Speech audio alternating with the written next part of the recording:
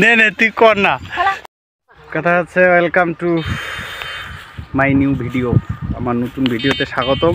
কথা হচ্ছে দুই একটা ভাই কমেন্ট করছিল আমাকে যে হচ্ছে ভাই আপনি যদি হচ্ছে গোবর শুকানো অর্থাৎ গাভীদের যে ওয়েস্টটা আছে সেটা কিভাবে শুকাইতে দেয় গ্রামের মধ্যে, এটা দেখতে চাইছে। তো আমার হচ্ছে সময় ব্যস্ততার কারণে হচ্ছে আমি ওই বিষয়টা দেওয়ার সুযোগ পাই নাই বা সময় হয়ে ওঠে নাই।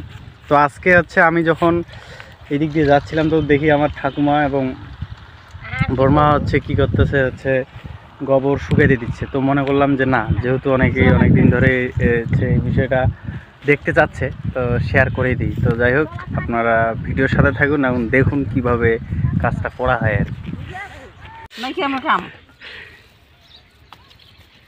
তো গ্রামের মধ্যে হচ্ছে ভিডিওগুলো কিন্তু সবাই ভিডিও করতে দেয় না আর কি, ঠিক আছে। আর শহরের তো সবাই খালি ভিডিও করার জন্য উৎসুক।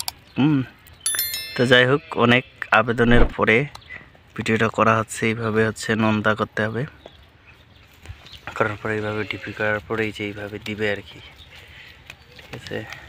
তো এটা হচ্ছে আমার বর্মা দিচ্ছে এখানে, আর আমার এই যে ঠাকুমা ওইদিকে দুইটা হাত দিয়ে দিচ্ছে, সবাই নাই, ঠিক আছে।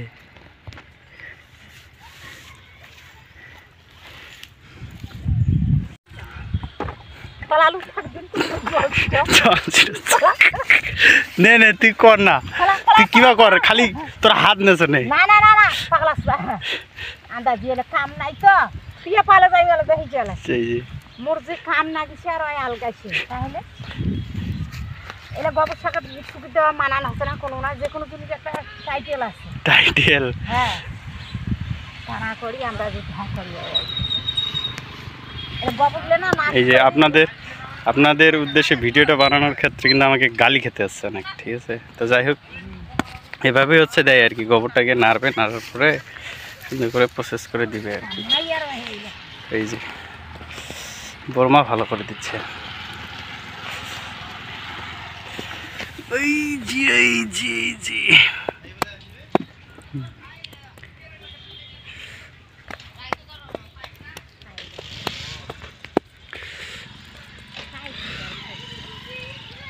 দীপু, হ্যাঁ ভাতিজা কোথায় যাবেন?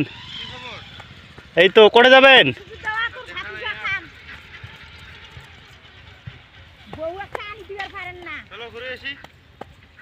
কাজ আছে যে কোনা যাবেন? না কাজ আছে অনেক কাজ, ধান কি ঠিক করা লাগবে।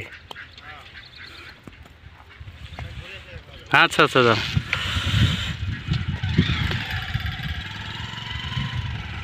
বর্মা কিন্তু অনেক সুন্দর করে দিচ্ছে।